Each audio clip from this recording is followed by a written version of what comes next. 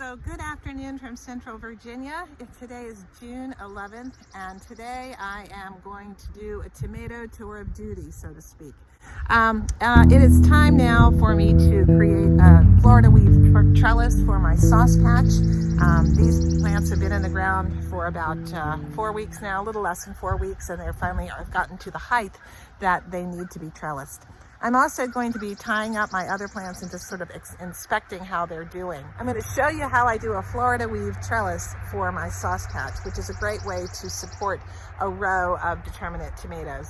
I'm also going to be putting my hay mulch down. I got my hay delivery a couple of days ago. Thank you, Dave, and thank you, Claire, for bringing me hay. I really appreciate it. And so it's time to put down another layer of mulch. But now the weather is starting to get a little warmer. The biggest concern right now is the dryness. It is very dry here, and so I want to be able to hold all the moisture in that I possibly can into my garden beds. So today is Tour de Tomato. This is the tomato sauce patch, which I did a video on when I transplanted the plants in here. As you recall, I do companion planting. I have my Roma tomatoes planted in 2 rows here, and I have some marigolds planted here, basil here, and marigolds here. That's repeated at the opposite end as well. Now, these tomatoes went in pretty small, and they're now getting their very first blossoms. And so it is time to do a couple of things. The first thing I'm going to do is come along and I'm going to prune these lowest branches. As you can see, this patch is getting kind of thick, and I want to make sure that the airflow is good in here. So first thing I'm going to do is trim these branches that are on the ground. I want to get them off the ground. The second thing I'm going to do is I'm going to trellis these. I'm going to use baling twine to weave a little trellis situation among these stakes, and I'll show you how I do that. Later, I'm gonna put hay down. I've got my hay here, and I'm going to be putting hay on top of the straw.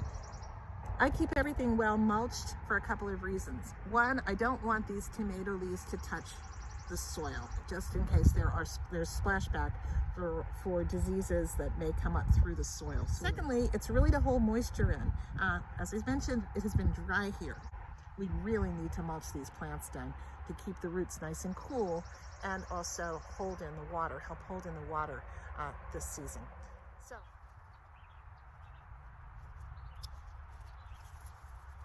All right, so I'm really trying to open up the bottom layer of these plants. As time goes on, I may take off more leaves. I don't want to take off too many leaves right now because these plants are obviously growing. You don't need to prune the suckers off of determinate tomatoes, and these Virginia Select Roma tomatoes are determinate tomatoes. So I'm just going to continue to prune out these bottom branches. When I'm done, I'll show you what it looks like. I have my hay mulch, and I'm going to mulch a good thick layer of mulch around all these plants, including these marigolds and basil plants that are in here. Lifting the leaves up over the mulch. So this row is now trimmed and mulched. All right, now I'm ready to do the Florida weave trellis, and what I've got here is some baling twine and a pair of scissors. That's really all you need. Over here, you'll see that I have some T-post as well as just other stakes in the line. And I'm going to weave this around the plants and the poles to create. These plants have been in the ground for a while. And these plants are going to get pretty large. Even though they're determinate tomatoes, they do grow. And so I am going to make sure that this is on strong enough to be able to hold them as they grow. So I'm doing a several wrap around and just tying on. You can see on this pole, this has been done before. This is my method for working with my sauce patch determinate tomatoes. All right, so that's on pretty good. I'm taking the twine and I'm just putting it against the main stem. All right, I'm going to take these 3 tomato plants, and I'm going to take it on this side of the tomato. This one is next to the pole. And this, I'm going to wrap it around here a couple times. While this string is long, it does get unwieldy. I'm going to give it 2 wraps, bring it through, All right, now I was on this side of the tomato coming this way. Now I'm going to go on this side of the tomato going this way. So the next 3, I'm going to go on this side. All right. So we're going back through this one. And we're going to go under those leaves on this one. Now I'm on this side of the pole, and I'm going to wrap 1, 2, I'm anchoring this. I'm wrapping it tight because it will, as the tomato plants grow, they will pull hard against this. Now what I'm going to do, I went up this side of the tomato plant coming this way. Now I'm going to go down the other side. All right, I'm going to take it back down here till we get to the center. Now I'm going to wrap it around this center pole just like I did before. I'm going to wrap it this way. Now if you get in here, you see that there's a little V, so it's creating a little hold for these tomato plants. So I'm going to go back the other way now. Now I'm going on the opposite side of where I came up. I get back to where I started and I give it a good wrap around. Oh, I love the way that tomato leaves smell. They smell good, don't they? Mm-hmm. Yeah, it smells like summer. Summer's around the corner. All right, once I get this wrapped around, I'm gonna knot it. I got it wrapped around 3 times. I'm gonna hold it tight, and I'm gonna put a knot in. So you see I've got a little holder. It allows the tomato plant to wobble, but it'll hold it. Now, as these tomato plants go up here, I'll put another row holder about right here, and I may need to put a 3rd one about here. So that's how you do a Florida weave tomato trellis. Super easy, super efficient, and not hard to do. So after that, I'm pausing for a little blueberry break. These are the blueberries that I planted last year. This is their 2nd season, and we're getting some really nice berries off of them. What a treat. All right, so the sauce patch is all nice and tidied up.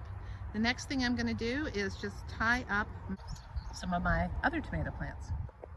What we have here are 3 tomatoes. The Jubilee is the latest one that was planted. It was a replacement for one that was eaten by a vole or something. And it's not quite ready to be tied up, although I might give it a go. This is an indeterminate tomato, so I will be pruning this out as it gets a little bit bigger. This is a Floridale. I've not grown a Floridale before. And I'm gonna use old knee-high stockings to tie them up. Works great. And I can see that this Floridale is setting flowers now too. That's really nice. Well, I'm going to be mulching this down because it's going to need the weed suppression and also the soil cooling. All right, so here are a couple of other tomato plants. This one is the Mountaineer Pride, and that is an indeterminate tomato. I have been pulling the suckers off of it, except, yeah, no, I got most of the suckers, except that one. That's a sucker here, growing between the leaves that come up. You see the first fruit set here. Eventually I will come in and I will prune these lower leaves off of this. Actually, I could probably get this one now. I don't really want them on the ground. This one is a Jubilee. Wow, that one looks like a very happy plant, doesn't it? I'm gonna take my handy knee-high and tie these plants up. This is a 1,000-head squash. Kale, and it is getting caterpillar damage. Skewered back here is a bumblebee tomato plant, so I'm going to be pulling this guy out so that that tomato plant can get a little bit more sun. In my view, kale gets a little tough in the summer, so I don't really love it so much in the summer. So I'm just going to be replanting it in the fall, and then I'll have more kale in the fall.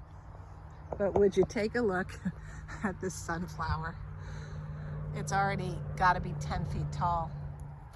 Now I want to show you some tomato plants that I'm not quite as thrilled with, and I'm going to give you my theory as to why. This plant is my mystery mater, and it is doing okay. This plant is a Jubilee. Now you've seen 2 other Jubilees that were planted at the same time. This one was actually planted at the same time as the one we just saw.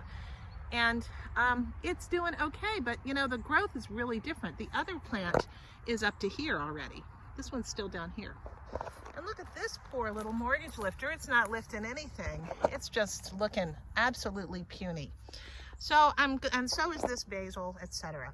These marigolds are not doing much either compared to my other ones. Also, immediately adjacent outside the fence in the border beds are two really vigorous plants. These are a different variety. These are cherry tomatoes, but they're doing fantastic. Well, here's my theory. The ones on the outside of the fence are done in a no-dig garden that has compost and it's been well mulched with hay all winter long, and then new added in the spring. The ones down below had my treatment in the fall of alfalfa pellets, compost, and some organic granular fertilizer thrown on. It may or may not have had the organic granular. I'm not 100% sure. Getting up to these ones that are looking punier, the one that is doing kind of okay but not as great, I know that I stopped adding the compost and the alfalfa pellets when I got to this point, primarily because I ran out, and I also had some kale growing in this end at that point in the season. So at this end, they really didn't get much other than a little layer of crushed leaves. Everybody got crushed leaves as well on top. So these plants, I think, the soil here did not get the nutritional boost that the other parts of the garden got.